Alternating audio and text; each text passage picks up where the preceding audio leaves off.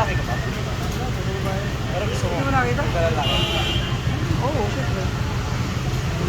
Tapos sila, yan. Ito. Pangalawa, bisahin na kayo. Ay, pangalan na kayo. Kaya ito yung nakaisip pangalan. Kasi yung maliit, ayun, pinakabunso, ayun. Kamukha mo. Ito kamukha mo. Parang ito kamukha mo. Pangalan namin ito. Bossing, padaanin nyo naman yung taxi.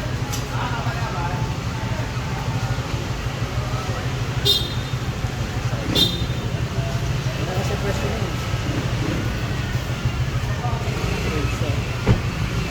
Mga kamote, sa... Sabag mo kami damay, ha?